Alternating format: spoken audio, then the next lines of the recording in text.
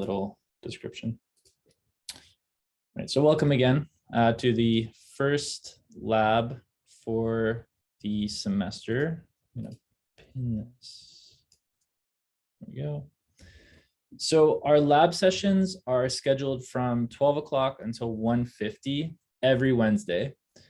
It's a bit of an awkward time because it's right over the standard lunch hour for most people, but not much that we can do about the scheduling.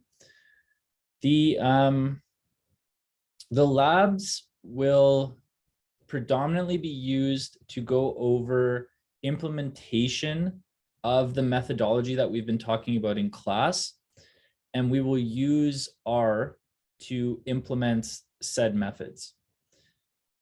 I have posted on the course website a lab 1 write-up. I'm going to share that with you now just so that you are you can compare to what's on the website. This has been posted in a folder designated for the labs. I'm just going to clarify that that is in fact the case, just so I'm not misleading anyone. Yeah, so it's under the lab notes course content folder. Okay, so just for clarity here, I'll share my screen. Okay, close this down. And you can see here lab notes underneath the lecture sets. And we have lab 1 linear regression analysis. So this this particular lab set is written in a PDF format that's different from the way that the slides for lecture are written. The rationale for structuring the labs in this way is I want to share with you the R panel for the lab. So instead of having slides projected where I'm filling in the slides, I've elected to have the R screen projected, which I'll share with you momentarily so that you can follow along with the code that I am using. And then you can see the output as it would be given in R. And then we can have a free discussion of the output and what it is trying to communicate to us as we produce it.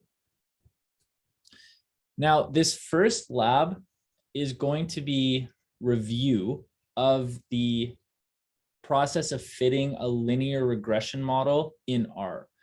So we're going to talk about some of the basics that go into, well, we're going to, rather than say basics, we're going to kind of paint a broad picture of how you could approach fitting a linear regression model to a multivariate data set. What I'm going to do, and this will be similar for most of the labs throughout the semester, is I am going to use the write-up to guide my discussion. So I'm going to share with you the R panel or the R Studio screen so that you can see what I'm coding, but I'm going to follow along with what's given in the lab notes. So if you're able to view both at the same time, you'll be able to keep track of where I am in terms of the lab notes for each class or for each lab. And if you are not able to, when you go back to review the material from lab, you'll have the lab notes as a guide to sort of show you where each outline of the code is coming from. Now, as you might be able to imagine, my suggestion would be that you follow along with what I am coding and you implement the code yourself so that you can get practice. I will share with you any of the code that I have written during a lab session in the lab folder after class. And of course, the labs are being recorded because we are currently online. So if you want to review this material, it will also be given to you after class. I was just laughing there because I wrote June. Okay, so can you guys see my RStudio screen here? Is this? Yep, okay, cool. And can you guys read what I'm writing here without too much difficulty? Okay, awesome. I'll just make it a little bigger. All right, so as I had mentioned before, we're going to work through, we're going to look at sort of the key steps in fitting a linear regression model to a multivariate data set. The data set that we are going to utilize is available in the package MPV. So in the lab handout, all of the main pieces of code that I am going to give to you today are given in a verbatim style text. So you should be able to, depending on your PDF editor, copy and paste those lines of code directly into your RStudio. Of course, the Adobe interface that I'm using is not allowing me to do this, but it's okay. I'm a pretty fast typer. Okay, so if you haven't installed the MPV package before, you need to use the install.packages function to install said package. You only have to do this one time. So any of the packages that we're going to use in this class, so for example, MPV or Fairway, you only need to install those on your machine once. Once they are installed, you will have full access to the functions inside of them, and you can load those by using the function library. So install.packages only needs to be done once. Okay, and the library function allows you to load the functions that exist or the data sets that exist within that package. And this needs to be done every time you open a fresh R panel. Okay.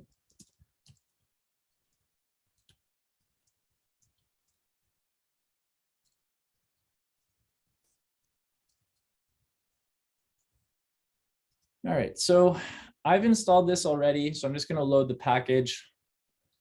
I'll give you guys a few seconds if you need to install it.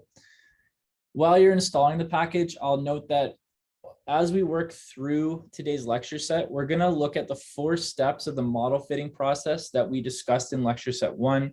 So we're going to talk about model formulation, model fitting, evaluation of the model, and inference.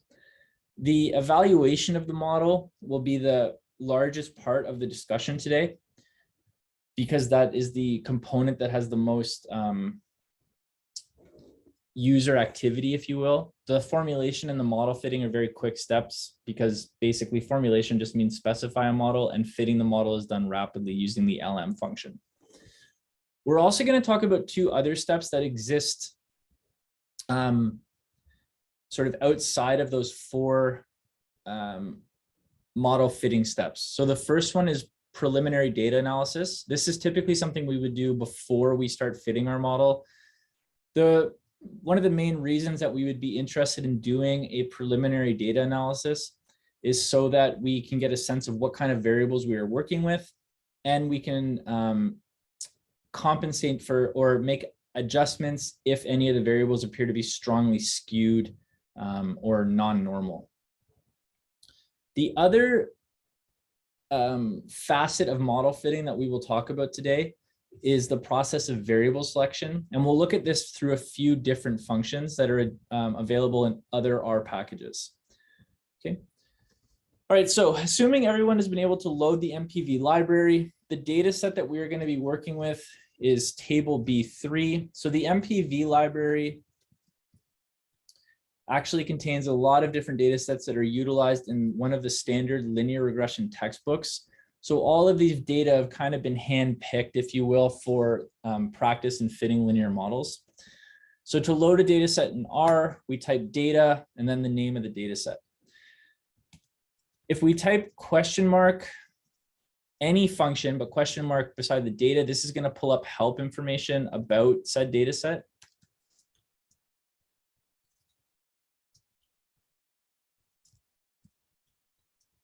Okay. All right, so we can see here that table B3 is a data set that contains information on the gasoline mileage for 32 different automobiles. So because this data set comes from a standard regression textbook, a lot of it has already been sort of curated for our purposes. So you can see here, Y is already strictly defined. So the response variable for this particular data set is going to be the miles per gallon, or the gasoline consumption for each of the cars. We then have 11 explanatory variables, X1 through X11. And the description of those explanatory variables is given in the help file. Okay, so we have displacement, horsepower, torque, compression ratio, rear axle ratio, etc.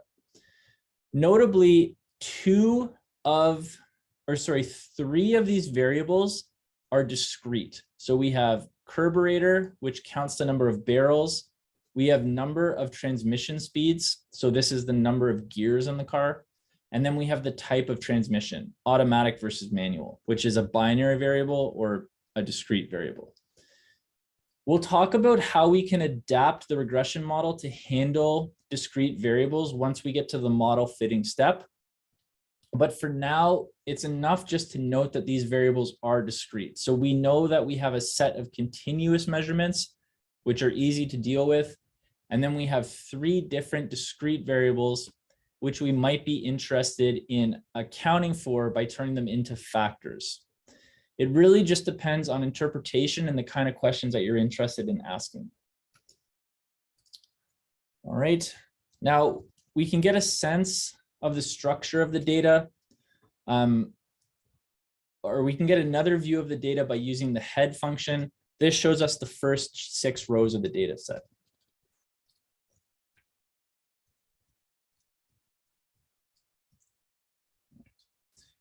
So you can see here that this reveals sort of the same thing that we already knew. We have our continuous response variable, and then x7, x3, and x11, as we know from the description, are our discrete random variables. Okay, now it's worth taking a deeper look at this data set. Given that there's only 32 observations, we can visualize this data set as a whole simply by typing table.b3. Now, for larger data sets, this approach is going to be less efficient in terms of trying to note any particular problems that might arise with fitting a linear model to the data. The main thing that we're looking for here is the presence of missing values. Okay.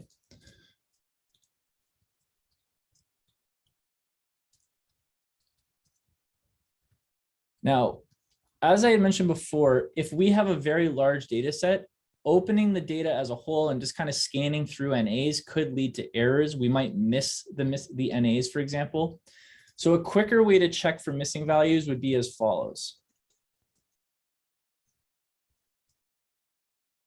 So we can type which is.na table.b3. So this is using 2 functions, is.na. So is.na asks, are there any missing values or NAs? Okay, and if we type is.na on its own, this is going to return a large matrix of true or falses. So something that looks like this. Now you can see that picking out where the NAs are is a little bit easier in this case because the trues are the number of trues are very small compared to the total number of observations in the data set. So they're distinguishable in this particular matrix. The which function allows us to specify or allows us to find exactly which values are missing directly. So if we type which, it'll say observation 119 and 121. This is if you count across the rows as a whole. So we can type inside this part array.index equals true, and this will tell us where the missing value is actually located. Okay.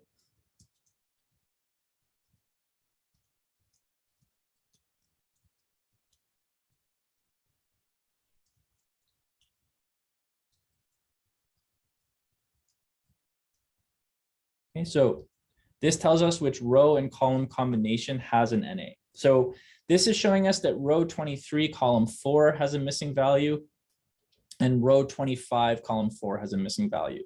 So we have one missing observation in row 23, and we have one missing observation in row 25. When we get to the model fitting step, we're going to be using the LM function. So the LM function basically stands for linear model, and it means fit the linear model. This will be a pretty consistent style for fitting models throughout the course. once we start learning how to fit GLMs in R, we'll be using the GLM function. Same idea, fit generalized linear model. When you utilize the LM function or the GLM function, they work on complete case analysis. So they will automatically discard any observation with an NA in it, which means that we are going to be when we fit the linear model, we're actually only going to be using 30 observations rather than 32 observations. For the purposes of today's lab, this is not an issue, but we might be interested in another analysis in not discarding the information that is present in the remaining, in discarding the information that is present for those observations. What I mean is, in this case, we are discarding approximately 10 explanatory variables and 1 response because 1 of the explanatory variables is missing. And we're doing this on 2 occasions.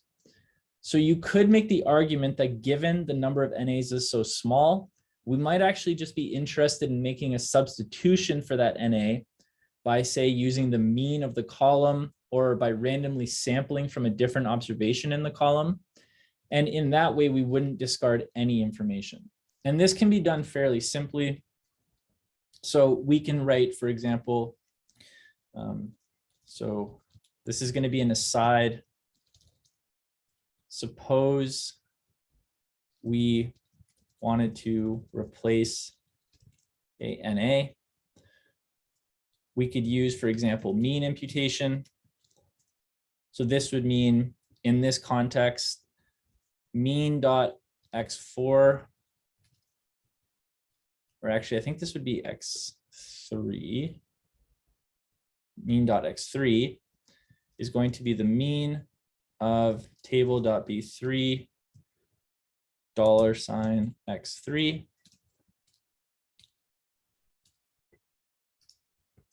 Okay, and just like the other functions in R, and then here we have to go na.remove equals true. Okay, so this is showing us that the mean of the third variable, if you remove the 2 NAs, is 217.9. So then we can say in table.b3 row 23 column 4, set this value to mean.x3. And we can do the same thing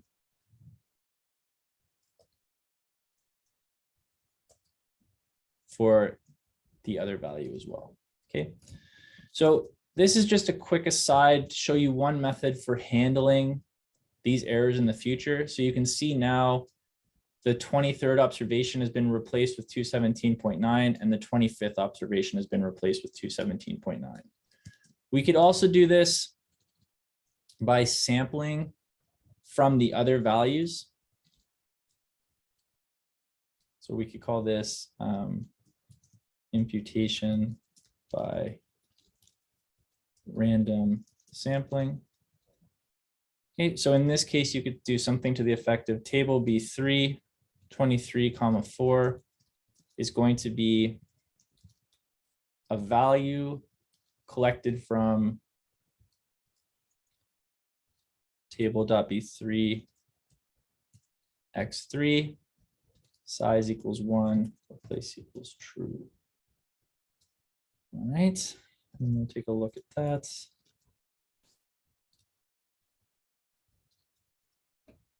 All right, and now you can see x3 is equal to 170, and we can do the same thing.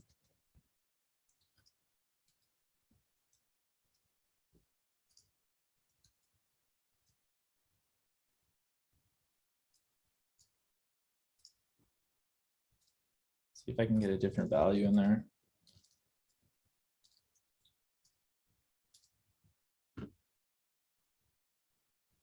Yeah, there you go. 83.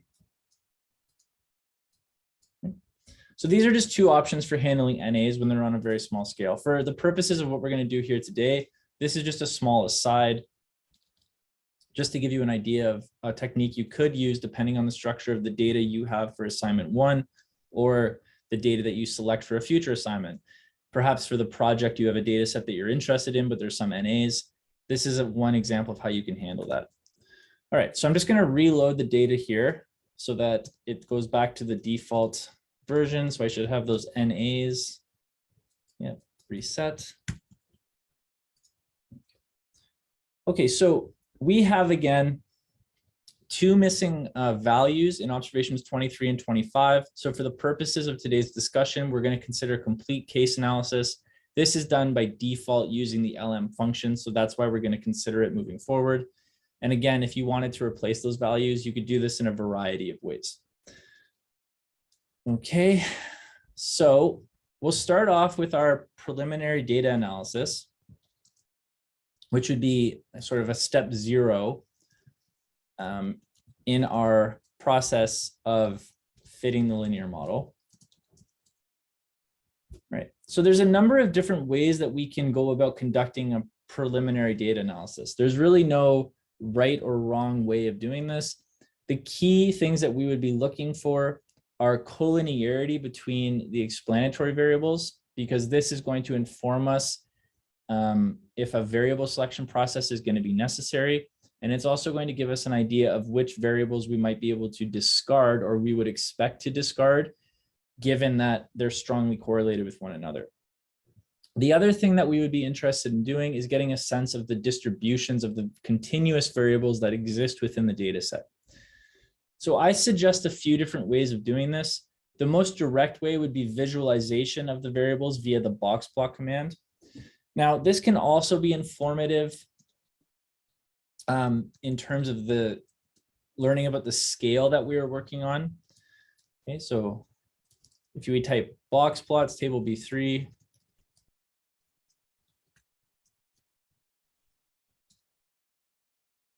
just box plot. So if we type box plot, you can see that it automatically creates side-by-side box plots for us to utilize. Now, immediately, one of the first problems that we run into here is that we can't get a sense of the shapes of the other continuous variables in the data set because of the scale that X10 is on. So the scale for X10 is clearly quite different from the scale of the other continuous variables. So in order to deal with this, what we need to do is put all of the variables on the same scale. So to do that, we can simply use the scale command. So this creates side-by-side box plots of the scaled data set. And now you can get a better understanding. And now we have a better understanding of the distribution of the variables that are of interest. Okay, so we can see that in working our way across the side-by-side box plots and not paying particular attention to X11, X6, or X7, because these are our discrete variables, that Y1 through X4, Y1 through X5, and then X8 through X10, there is no evidence of a strong skewness across any of these different observations. For the response variable, we do have 4 outliers on the upper end, which would indicate some right skewness, but the box plot itself is fairly symmetric, and the difference between the box plot itself is fairly symmetric, so we're just seeing some potential outliers on the upper end. This is a similar trend for the remaining variables in the data set. So for example, X1, we have the median is a bit closer to the 3rd quartile than it is to the 1st quartile. But overall, the separation between the min and the max around the edges of the box appears symmetric. A similar trend for X2, perhaps you can see that the median is a bit high here, and then we have a bigger gap between the 3rd quartile and the maximum, indicating a slight right skewness. A slight right skewness for X3. X4 looks quite symmetric. X5, again, slight right skewness. X8, slight right skewness. So it's not a perfectly symmetrical data set, but there's nothing that indicates a transformation is going to be necessary at this point. And I would argue that we can proceed to the next step of model fitting and formulating the model, given what we observe here.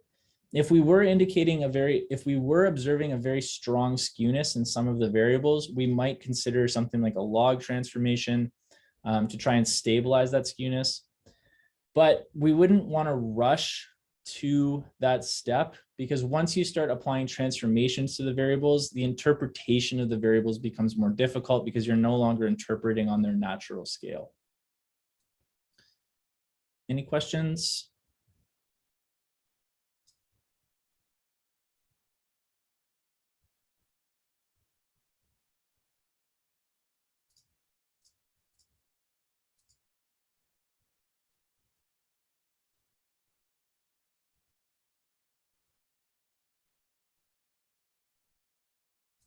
Okay. Now, I had mentioned before that we would also be interested in assessing the correlation or any potential correlation between the variables in the data set. We're also interested in determining if fitting a linear model would be valuable. So one of the ways that we can assess the linearity between the response variable and the predictors is using a pairs plot. One of the drawbacks of this approach is that it's going to be very difficult to visualize the different relationships because we have a large number of variables, and being able to extend the pairs plot large enough such that we can kind of get a good sense of the potential relationships. It really depends now on screen size more than anything else. So I'm going to remove observations 23 and 25. This would probably be done naturally, and create a pairs plot of the data. All right, I'm going to try and stretch this out so that we can get a good look at it. But you can see here that even on my monitor, which is, I think, roughly like, I think it's 21 inches, I believe, or 24 inches maybe. It's still difficult to get a clear sense of what's happening among some of these different relationships.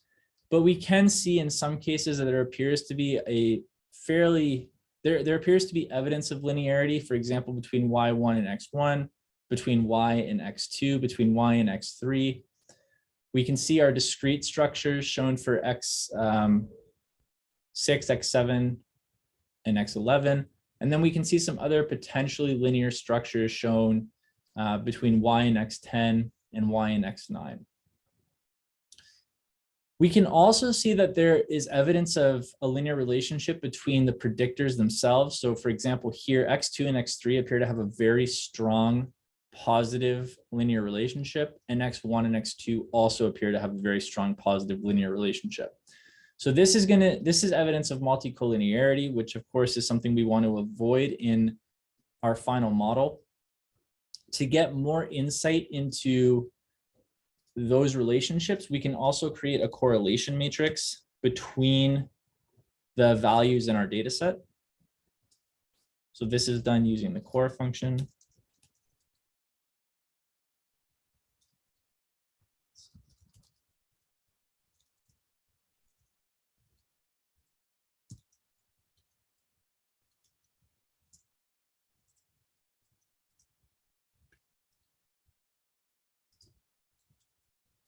All right.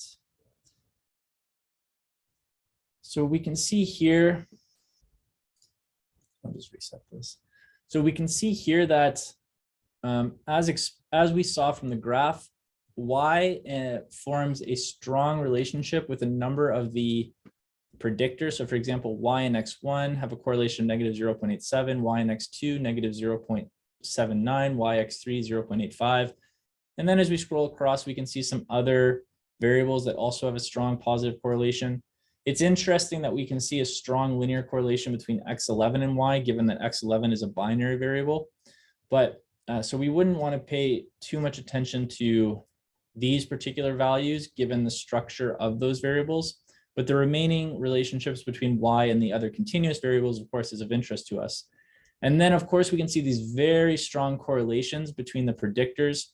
So for example, between x1 and x2 and x1 and x3. So this is certainly indicating that we're going to have issues with multicollinearity when we fit the full model. And we'll be able to explore those in more detail once we actually fit the model. And in the lab write-up, I give a suggestion of a measure that you can consider. So you might have to review the definition of this measure and how to use it. But there is a diagnostic that is used to assess multicollinearity. It's called the variance inflation factor, so the VIF. The variance inflation factor is applied to a fitted model directly. And there's a function in R, capital VIF, and it's available in the package reg class.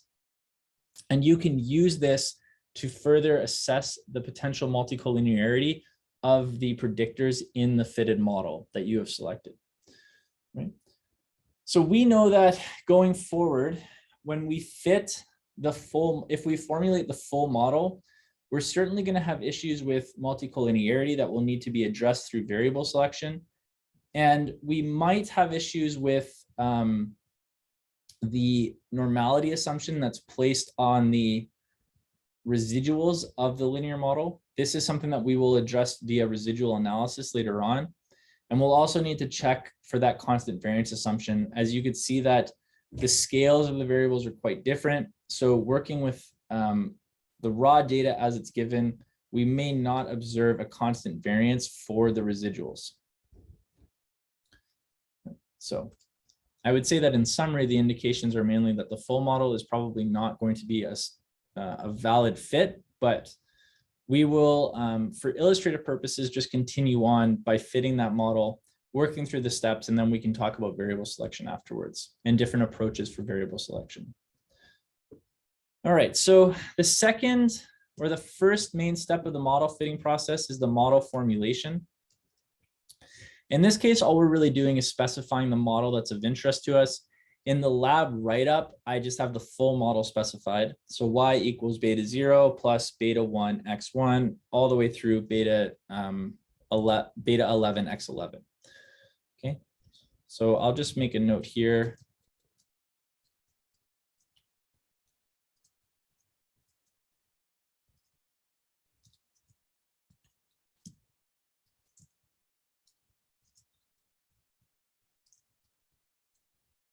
Okay.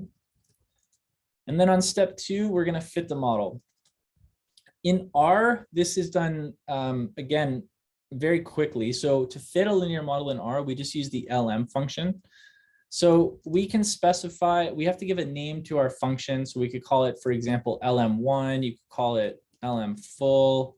You can call it pretty much whatever you want. I could call it linear model, LM Brian if I wanted to. I'll just call it LM1 for now to be consistent with the lab handout. So we're going to use the LM function. So the LM function is used to fit a linear model in R. Because the data set is built into R directly, when we specify data, we can just call said data set as it is loaded and saved in our working space as table.b3. To fit the full model, we specify the response. We type the tilde symbol. So this is basically saying we want to fit a full model where y is the response as a function of, so that's what the tilde specifies. And then if we type period, this indicates all explanatory variables. All right. So we can also do things like x1 plus x2 plus x3 plus x4. This would work as well. You can also do things like x1 times x2. This would indicate fitting a model where you have x1, x2, and the interaction term. You could do a three-way interaction, x1, x2, x3, x1 times x2, x1 times x3, x2 times x3, x1 times x2 times x3. This would be another potential model. There's a variety of different shorthands that you can use to fit different structures of models. But the most direct model is the full model, or the most probably logical model to start with is the full model. So we can just type period that says use all of the explanatory variables. And then we just tell R the data set that we want to use, which is table.b3. Okay.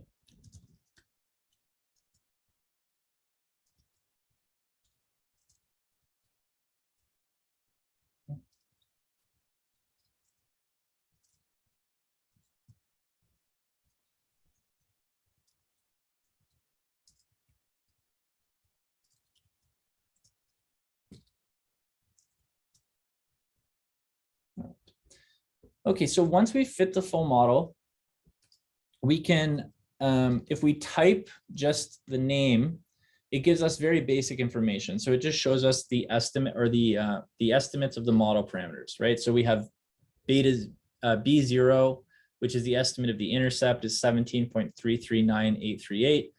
And then we have estimates of B1, beta 1 through beta 11. Okay.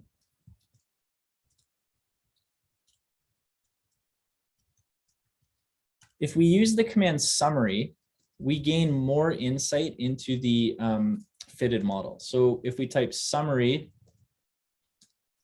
LM1, you can see here that it gives us the formulation of the model that we fitted.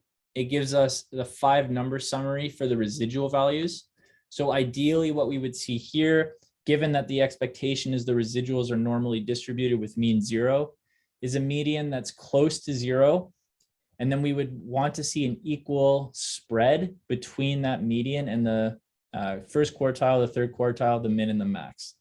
Right. And we can see here that this actually looks pretty good. So our median is at around negative 0.5. So it's a little bit on the negative side, but still fairly close to 0. The difference between this and the third quartile is around 1.55. The difference between this and the first quartile is around 1.6. So slightly slightly left skewed in this case. And then we have fairly equal distance between the median and the min and the max. So there's some evidence of symmetry in this case, if not a little bit of slight left skewness. You can see here under coefficients, we have the model parameter estimates. So these are again beta 0 or B0 through B11 for the fitted model. We're also given the standard errors associated with each of these estimates, and then we're given the associated t-values. So these t-values here are calculated by taking the estimate and dividing by the standard error. So for example, for x1, if we take this value and divide by this value here, that's where we get negative 1.341 from. And then here we have our p-values. So these are the p-values for the test that beta 1 is equal to 0 versus the alternative that beta 1 is different from 0, given that every other parameter is still included in the model. So these are p-values for conditional hypothesis tests about the suitability of that particular predictor, given all other values are in the model. And you can actually show here using the function PT, if we take our test statistic, we use the degree of freedom given here, and we type lower.tail equals false. Oh, sorry. This is a negative value. And if we type, so if we take the absolute value of the test statistic, we type lower.tail equals false, and it's a two-sided test, so we multiply by 2. You can show where these t-values are coming from, right? So these are basically just standard p-values from a t-test about beta 1 equal to 0 through beta 11 equal to 0, conditional on all other parameters being in the model. Okay, now this on its own can be somewhat informative to us. So you can, but the issue, of course, is, well, how do we use this information? We'll come back to the idea of variable selection a little bit later on in the lab. But right now, the first argument you could make is, if I want to decrease the complexity of the argument, x5 appears to be the only variable that's forming a useful linear relationship with y, given that all other values are in the model. So the first thing that you would want to do is probably say, I don't want to remove x5 from this model. Following that same logic, if we look at a variable like x6 or x11, we would then say these two variables based off the p-value are giving us the smallest amount of usefulness based off of the p-value.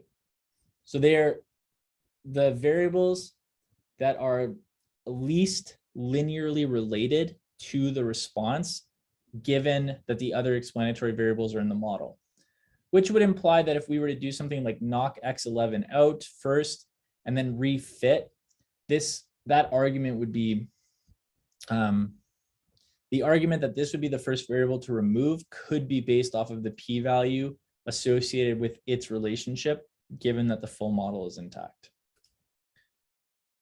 All right. You'll also notice that the R output gives us the R squared, which for MLR models is not useful. So we can pay attention to the adjusted R squared for the reasons we discussed in lecture. And then it also gives us the F statistic and the associated p-value for the test of model utility. So this p-value is actually telling us that there's very strong evidence that the full model is useful in explaining the relationship between the set of predictors and the response variable. Does anyone have any questions at this point? Hopefully this is review, but that was still a fair amount of information.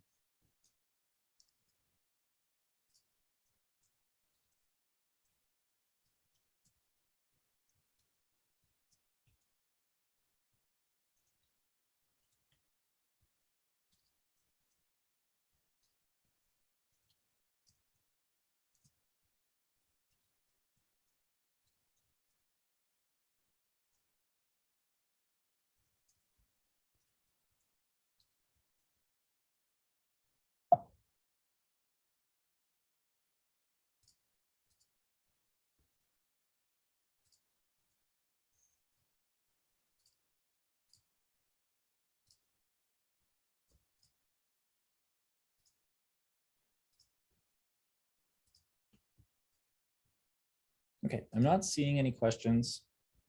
If at any point anyone has any questions, please let me know. And I will be happy to take them. Okay, so we have to talk about dealing with the discrete variables. Now, we mentioned before that we have 3 discrete variables in the data set. They are x11, x6, and x7. So x6, x7, x11. x11 is a binary variable. So R actually handles the binary variables directly. So this output here would not change if we specified x11 as a factor. The only thing that would change is that it's labeled probably more appropriately. So to make this compensation for a linear model, we would type, for example, LM y plus x2 plus x3 plus x4 plus x5 plus as dot factor x6 plus as dot factor x7 plus x8 plus x9 plus x10 plus as dot factor x11. Data equals table dot d3. Right, and then I'll just separate this so that you can kind of see everything together.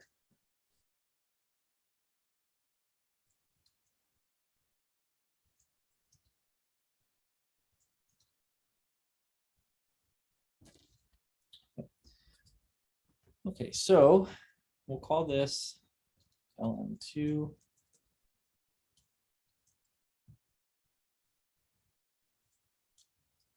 All right, and if we refit by specifying x6, x7, and x11 as factors, and then we study the summary output, you can see what's changed here are the designations of the variables within the data set. You'll notice that, oh, sorry, I was wrong about this. I thought for some reason it didn't change. So you'll notice originally I said that specifying x11 as a factor wouldn't change the results. That was clearly incorrect. Actually, sorry, I think that that would be true if we didn't specify these other variables as factors. I just want to check that really quick so I can clarify my earlier statement.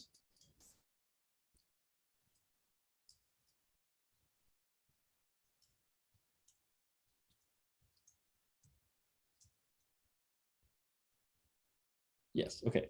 So for binary variables in R, if you only have one binary variable or sets of binary variables in the data set, specifying those binary variables as factors won't change the output from the original easy notation of the full model, which basically just means that if you're dealing with strictly binary variables, you can just specify the model as is and the results will be fine. You just have to make sure you interpret it appropriately, given that it is a binary variable. In our case, because we are also specifying x7 and x6 as discrete variables, and we are considering the levels between them, this is going to completely change the output for our fitted model. So now what you can see here is x6 has 3 levels associated with it, which would be 0, 2, and 4 potentially. Barrels. Okay.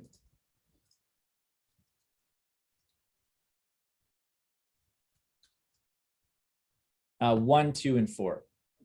So this output here is telling us that a car with a single barrel is now considered the reference level. So this coefficient for here for as dot factor x62 is telling us the expected change in the response variable if we shift from the single barrel car to the 2-barrel car. This output here is telling us the expected shift in the response variable if we shift from a single barrel car to a 4-barreled car. All right, so this is from 1 to 2 barrels, 1 to 4 barrels. For X7, it's a similar definition. So this is telling us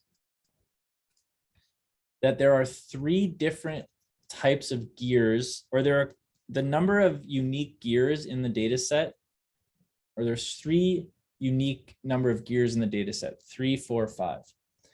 So this coefficient here is telling us the shift from a 3-geared car to a 4-geared car. And this is telling us the shift from the 3-geared car to the 5-geared car.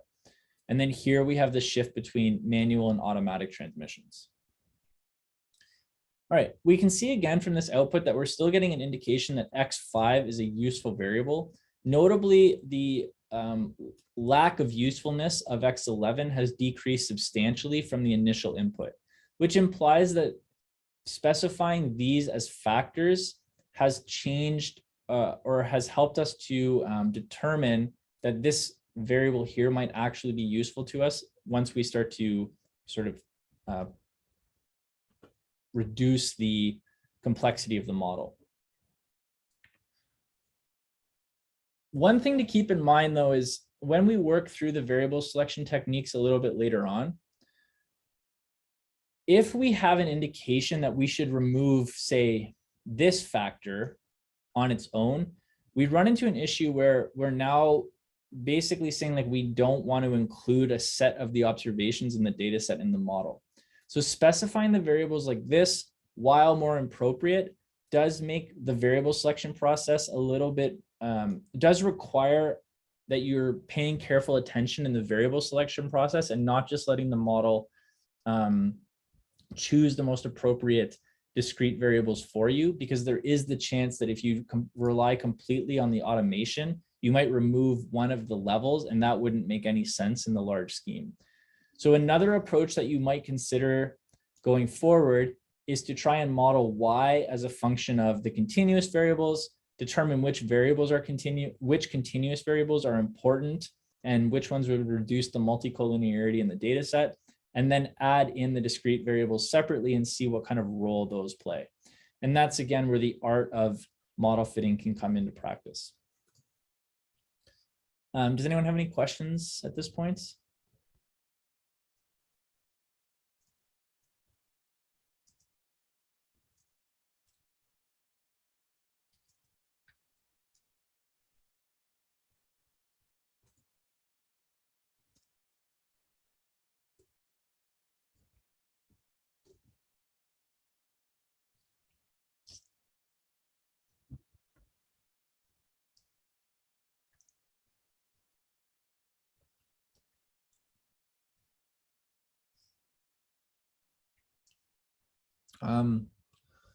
So basically what you're asking me is, if you have a variable and there's a unique number of variables in the variable and they're all equally separated, would that be considered discrete?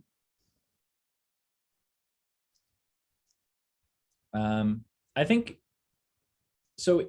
If the description implies that their whole number counts, then treating them as discrete would be sufficient. But if you're talking about a variable where the measurement is continuous and there just happens to be groupings of the same continuous variables, I wouldn't treat those as discrete, but you could potentially recode the variable and make those into discrete levels on your own. Does that make sense? Awesome. Any other questions?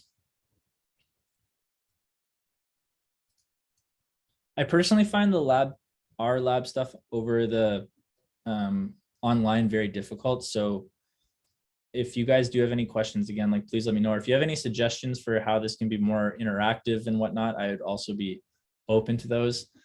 I just find this a little easier in person than online.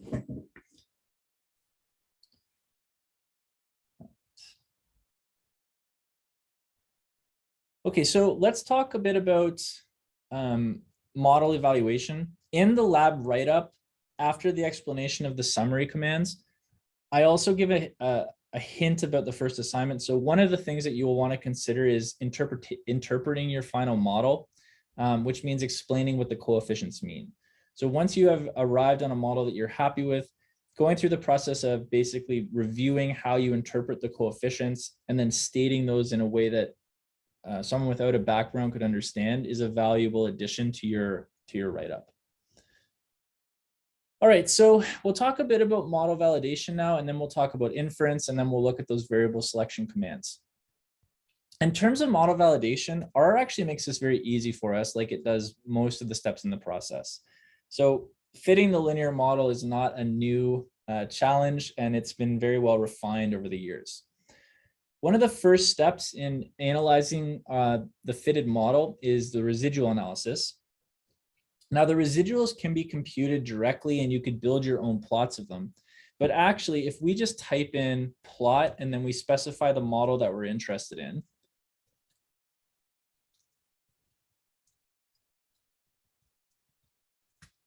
this actually gives us a set of different charts that we can use to evaluate our model.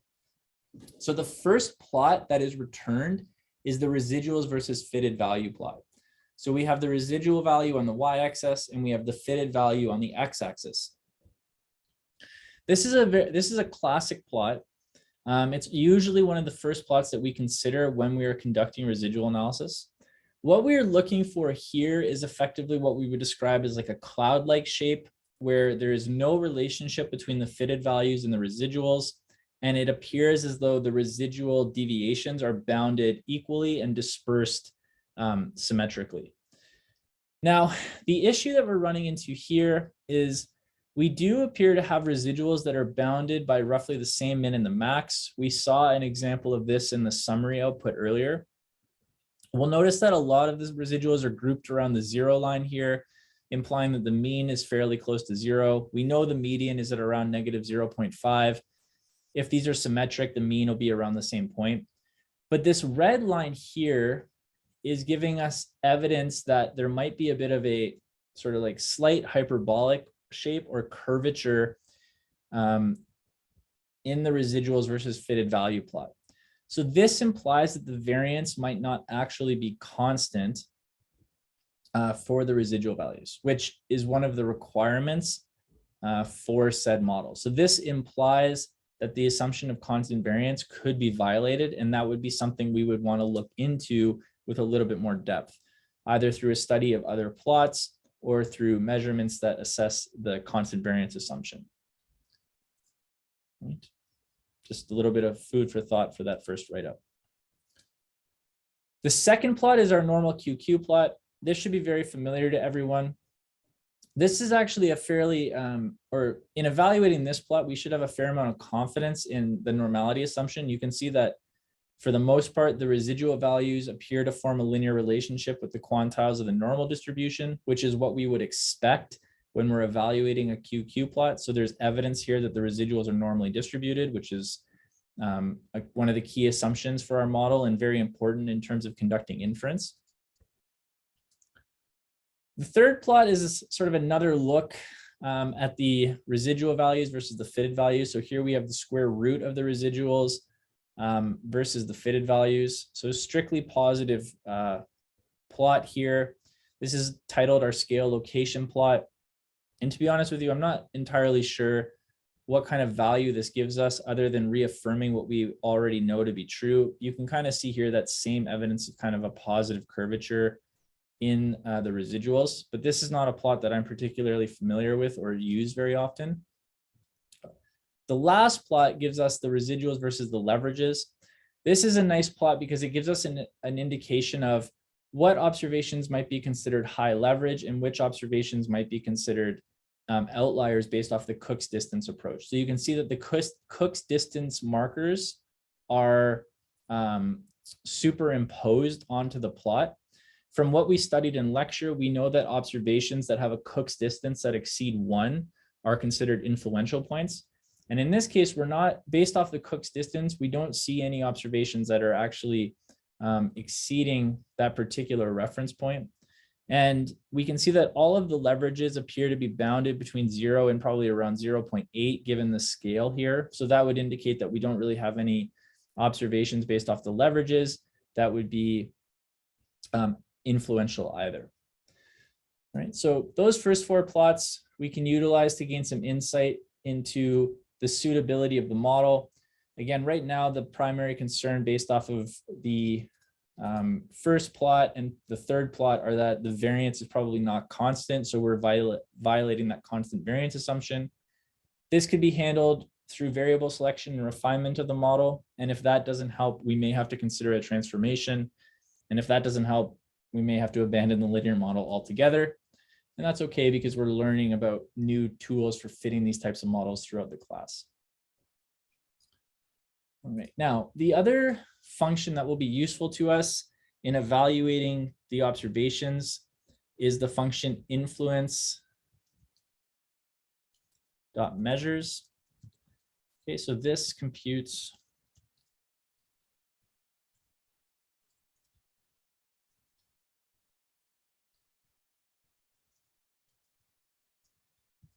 okay, so for example,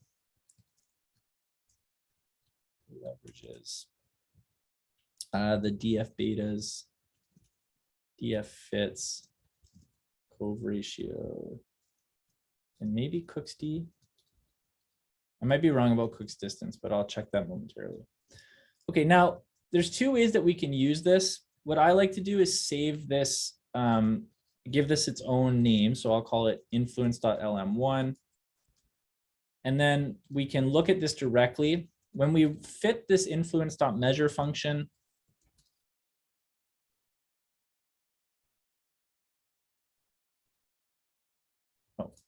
influence, not influences. When we fit the influence.measures function, it's going to produce a matrix.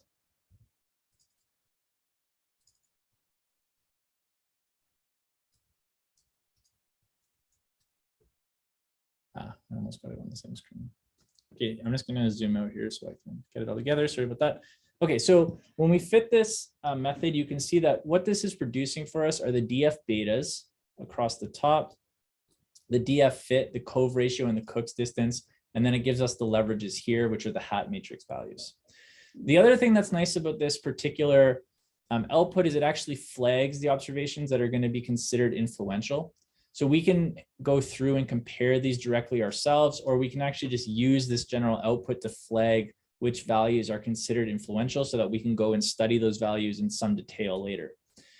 If we type summary of influence.lm1, we get a more specific breakdown of where those influential measures are existing. So you can see here, let's say, for example, the observations 4, 5, and 6 have been flagged as influential using influence.measure.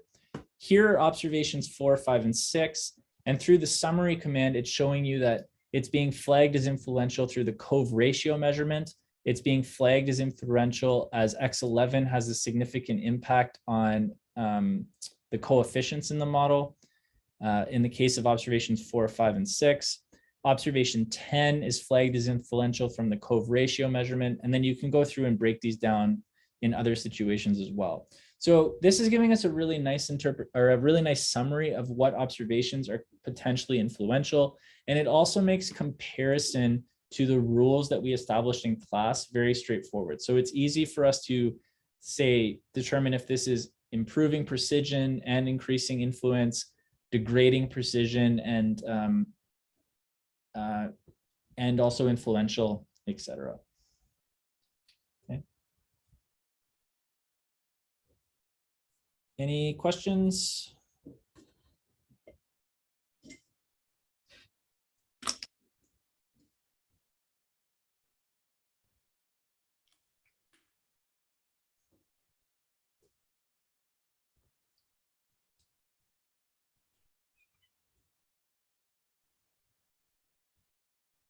Okay, I am seeing no questions. Is it hot? Spasiba.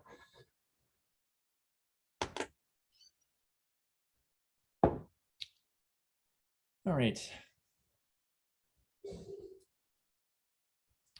Moving on.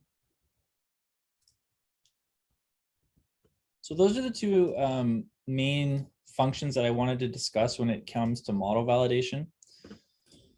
I'm now going to talk a little bit about inference, and then we'll look at those variable selection functions. All right, inference for a linear regression model is actually quite straightforward once you've settled on the final model, especially given the output that R produces. For example, if we go back to looking at the summary table for the fitted models from before, we're able to interpret the model directly and study model utility from the summary output. We're also given a diagnostic measure about the fitted model directly, so that makes interpretation very straightforward, and it makes building conclusions straightforward as well. One additional function that you can use in R to conduct inference, specifically if you're interested in conducting inference about the fitted values, is the function predict.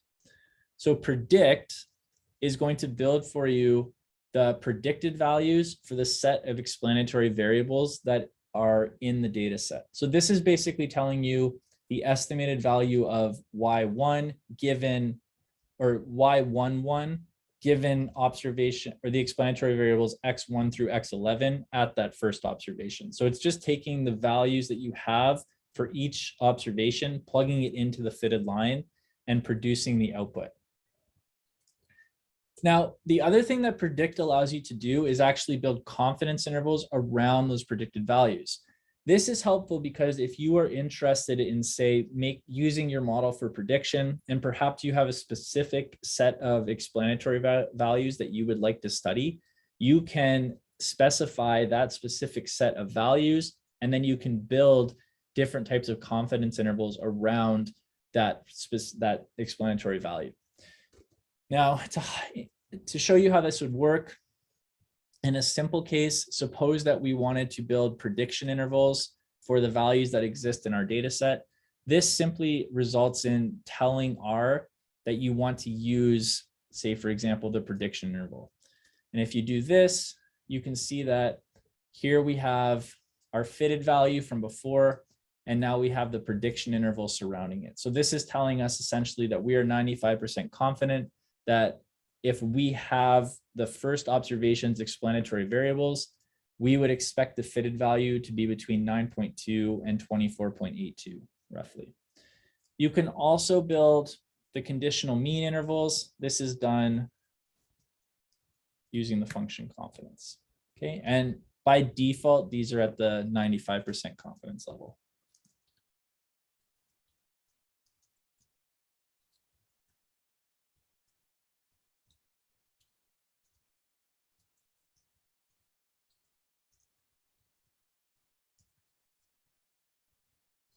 Right.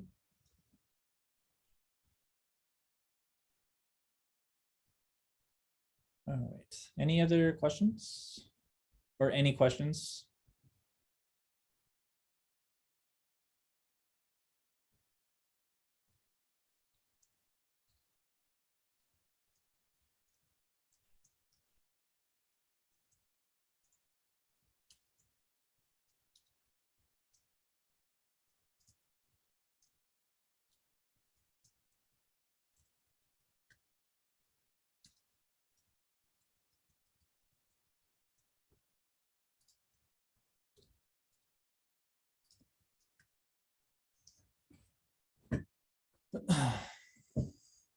All right, so the last topic that I wanted to discuss in the suite of fitting linear models is the idea of variable selection and ways that we can perform this in R. Now, the tricky thing about the variable selection process is where you would actually place it within our 4 steps. I've been kind of using it as like a step 5 because you have the model formulation and then the study of that particular model that you formulated. And then based off of that diagnostic and evaluation of the model, you then might go forth and perform variable selection. So it's almost kind of like you could do it afterwards, probably somewhere between step 3 and step 4 of the process, you would have this variable selection method fall in. Some of the inferential aspects or some inference might be conducted naturally just from the summary command. So because of the way that R supports fitting linear models, the steps blur together a little bit. I would probably imagine that most students are going to perform variable selection somewhere between step 3 and step 4. As I said before, once you assess the model, you get a sense of what could be wrong with the model. You're then going to go and start to kind of pick apart the different variables and try and isolate the key contributors to the information or to understanding the data set. All right. The first function that we're going to look at for conducting variable selection is the regsubsets function. All right. So this first example is basically of how we can conduct an exhaustive search of all of the different possible models that exist within the space that we are studying. So we have reg subsets. Y is a function of all data. And you can see that basically the formulation of reg subsets is the same as just setting up the linear model.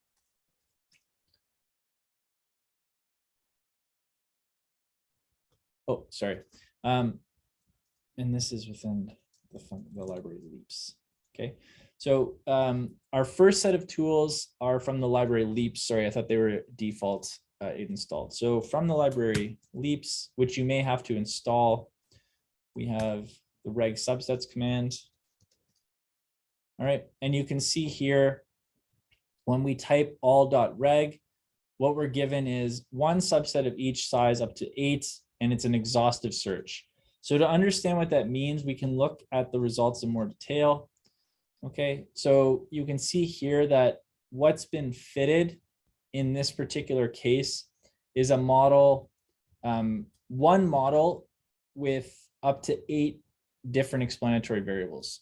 So for example, if we only consider a simple linear regression model, the selected coefficient is x1. If we consider a MLR model with only 2 variables, the algorithm selects x1 and x4.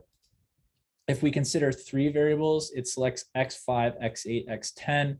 If we consider 4 variables, it considers x5, x8, x9, x10, etc. All right, now we can compare. So if we save our summary output, okay, we can compare these models using the different evaluation criteria that are built in. So by default, what regs.subset does is it'll search the space to give you 8 different possible models, where each model has one more explanatory variable than the last one. And then what you can do is you can compare different statistics about that model. So you can see here that the summary command gives us the R squared, the residual sum of squares, the adjusted R squared, malloc CP, the BIC. So we could use, for example, the adjusted R squared. If we go back and visualize our output, so if we go sum all.reg, and then we do this, this is telling us that the adjusted R squared for the SLR model is 0.752. The adjusted R squared for the MLR model with X1 and X4 is 0.76046. The adjusted R squared for the model with 3 predictors is 0.7808, etc. Okay, so this would indicate that the adjusted R squared for the model with 3 predictors is the best fitting model given this exhaustive search. So then we might be interested in going forth and exploring this model in more detail. Okay, so it gives you one method of performing variable selection. And you can also compare the different built-in criteria. So maybe you want to have, you want to take a look at another statistic. You can see here that the BICs for the values are shown below, and that the lowest BIC appears to correspond to the most complicated model. So that's not necessarily going to be helpful to us going forward. So this might suggest that the best fitting model is the model with 8 explanatory values in it. And I believe the goal here is to maximize BIC. Now, another function that we can use from the leaps package is the function leaps. Okay, so this again is going to perform an exhaustive search about the fitted regression model. So you can see here the specification for this model is a bit different. We need to tell it directly which variable y is.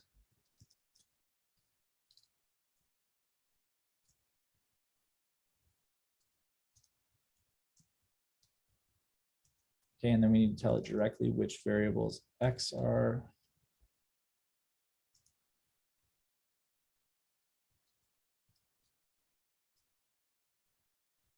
And I'll just make a note here, sorry.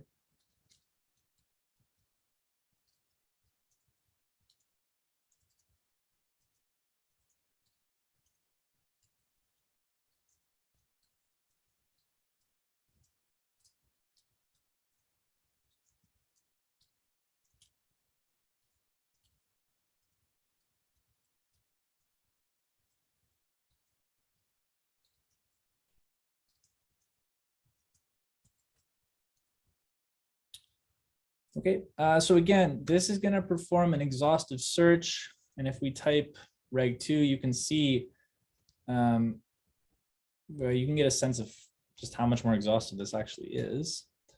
Right, so this is showing you all the different models that have been considered when you use the leaps function. So this is telling you here that you're doing y as a function of x1, y as a function of, I guess what would be x10, y as a function of x3, y as a function of x2, y as a function of x9, etc. So this is true or false grid is showing you which explanatory variables are being included in the model. And then you can see as default, it outputs mallow CP statistic. And then you can compute or compare the values based off of their mallow CP, which if memory serves mean that you are looking for CPs that are close to the number of parameters in the model plus 1, I believe.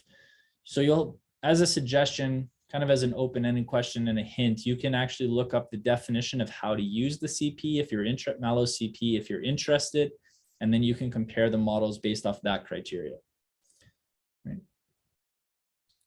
Now, I'm not sure if there are any other. Yeah, so you can see that in this case, all of the output shown here via the leaps function is what we have. So unlike the regsubset function, where there's a little bit more user interface, if you will, so you can kind of change what you're looking for and you can play around with how many models you're fitting. The output for all.reg is very consistent. So it's going to tell you which models were fitted. It's going to tell you how they labeled the variables in the model. It's going to tell you the size of the model, and then it's giving you CP. So you're sort of forced to compare based off the CP when you use the leaps function.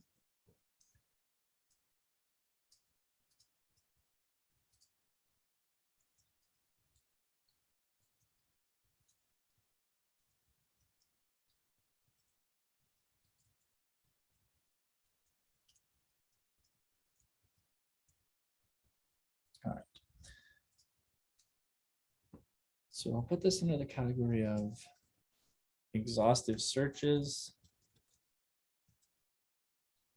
And I'll put this under the category of forward, backward.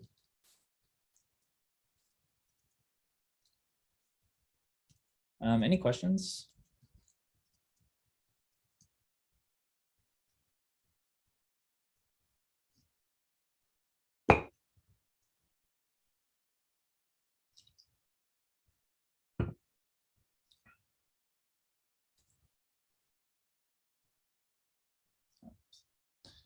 Okay, so the other popular variable selection techniques when fitting a linear model are forward selection, backward elimination, and stepwise regression.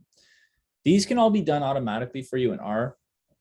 The process of actually performing these different approaches is pretty straightforward. You can do them in a variety of different ways. It really just boils down to a criteria selection. But in general, forward selection always starts from the most basic model. So y is a function of the intercept. And then it just adds in explanatory variables until the model can no longer improve based off the criteria you're studying. Backward elimination starts with the full model and it removes variables until there's no variables left to remove because the model doesn't improve based off the criteria you're studying. And stepwise regression is kind of an amalgamation of forward selection and backward elimination. So with stepwise regression, you add a variable in, you add another variable in, then you determine if you should knock one out, then you add one in, determine if you should knock one out, and you kind of just go back and forth between the two steps. What's nice about having the three different approaches is that you can compare the results from them. Now, forward selection and backward elimination, I'm going to show you two different ways of doing it in R. The second method being more informative than the first method. But given that we've already introduced the regsubsets command, it's worth reviewing that you can do forward selection and backward elimination using said function. So using regsubsets, we can do forward selection as follows. So forward.selection via regsubsets, y is a function of the data, table B3, method equals forward.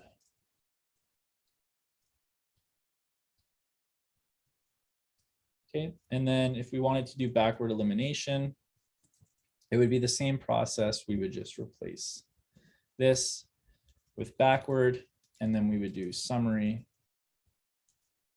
All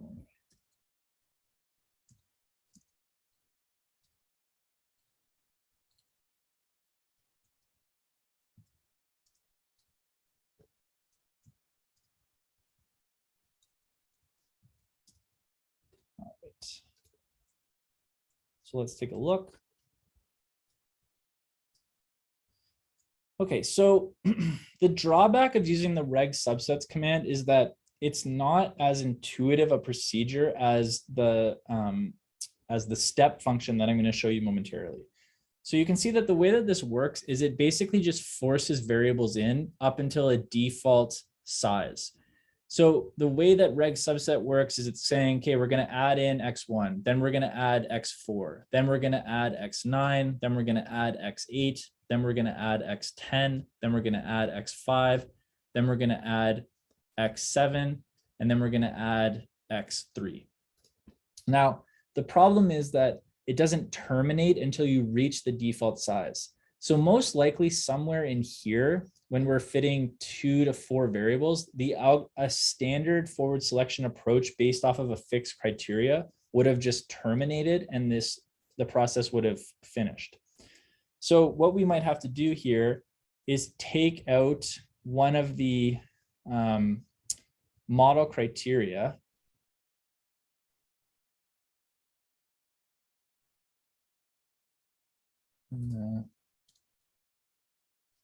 Sorry, I thought this would have had like an adjusted R squared in or something. Oh, that's even worse.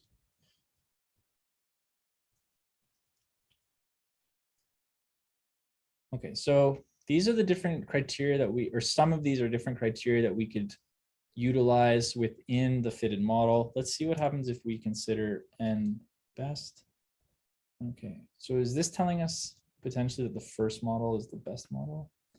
Here are the residual sum of squares errors. Yeah, so again, one of the drawbacks of this particular function is interpretation of the output.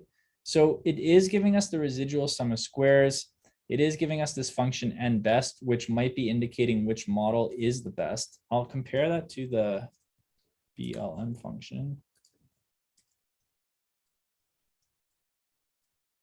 No, it's hard to say if that's actually the case. So as I mentioned before, one of the drawbacks of this approach is that it just continues to force variables into the model until you have reached a size of 8, which is the default size.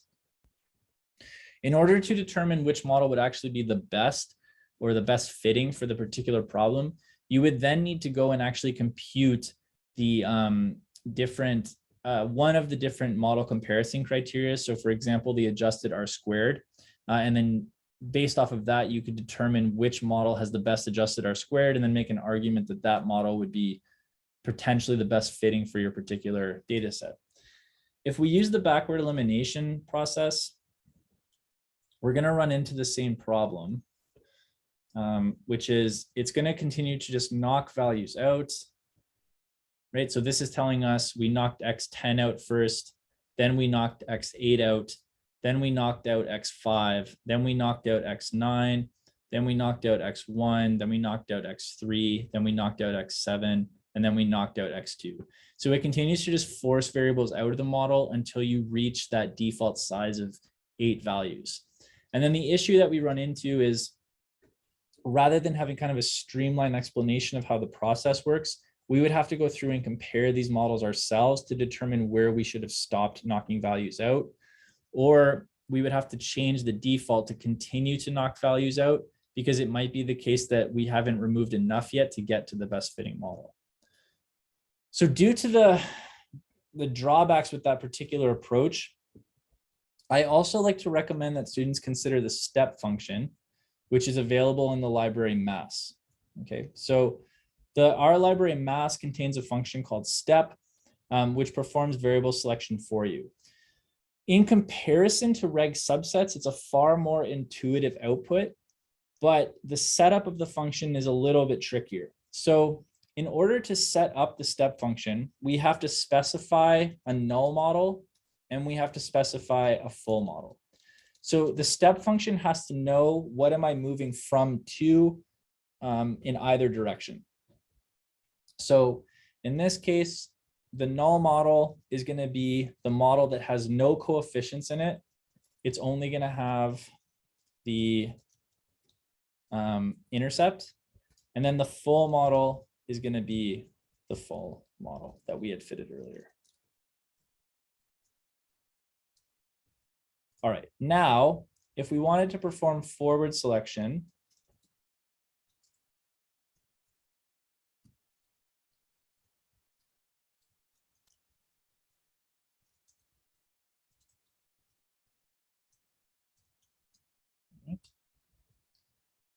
we would type step, and then we're going to move from LM null.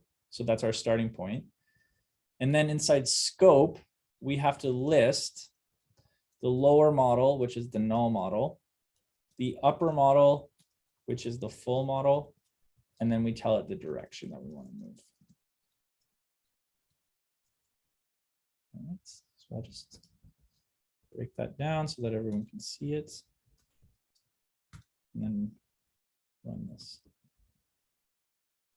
Okay, so the other thing here in add one, using the 30 and 30-second rows from a combined fit. So I think we also need to directly tell this thing that it's not. Actually, it shouldn't be an issue, but in the notes, I do just want to see if I still get that same error. Given that we're using the LM function on this Ruby. Okay, there we go. Yeah, so we actually have to also specify that we're knocking those observations out. The reason for this is because you can move from certain variables, or you can add in certain variables that are going to be complete. But then once you get to those 2 observations with missing values, if you want to add that variable in, you're going to run into an issue. So you need to remove the variables at the beginning in order to avoid those error messages. Okay, now in terms of output, you can see that this is a far more intuitive process. So it's basically telling you you're starting from the null model. Your AIC is 111.1. These are the potential improvements in AIC if you add in each variable. So you can see if I add in X1, I get 70.2 AIC. If I add in X11, I get a 91.07 AIC. So we want to minimize the AIC value. So we're going to add in X1 because that drops the AIC the most, right? So again, very intuitive. I started here. On step 1, I am now here because I've added X1 into the model, or because step has added X1 into the model.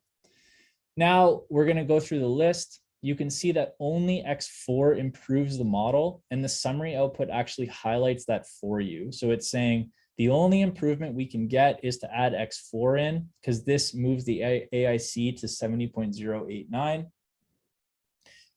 So we add an X4 and then no other value improves the model. So we stop here, right? So this is saying that from forward selection, the best fitting model is X1, X4. All right, now we can do the exact same thing, but move in the opposite direction.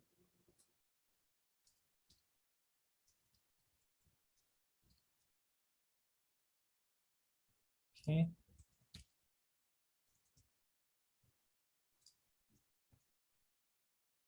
So we have to start from the full model now. This part is going to stay the same. This part is going to stay the same, and we're going backwards. Okay, so this is the exact same idea. The full model has a starting AIC of 78.96. This is then telling us that if I knock out X1 through X7, I can improve the AIC. The best improvement is found by knocking out X11. So then it's going to say, okay, we're going to knock out X11. Now we're at this AIC. The best improvement is found by knocking out X6. So that then we knocked out X6. Now we're at 75.12. The best improvement is found by knocking out X4. So then we knocked out X4. Now we're at 73.67. And then we continue in this process until we get to our final model, which is X5 plus X8 plus X10. So based off the AIC, the best model via backward elimination is X5 plus X8 through X10, which is unfortunate because it doesn't agree with the model from forward selection. So ideally, we would have some agreement there, so because that gives us more insight into which model is best fitting. But we do have two different models that we can explore now, so we might be able to make a comparison later based off of which model we think is better. Or we could say the AIC for this model is 68.29, whereas the AIC for this model is 70.09. That would imply that this is a better fitting model based off of AIC. The other thing we can do is stepwise regression.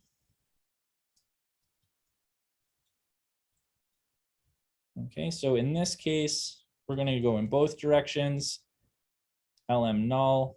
And this is set up pretty much in the same way as forward selection.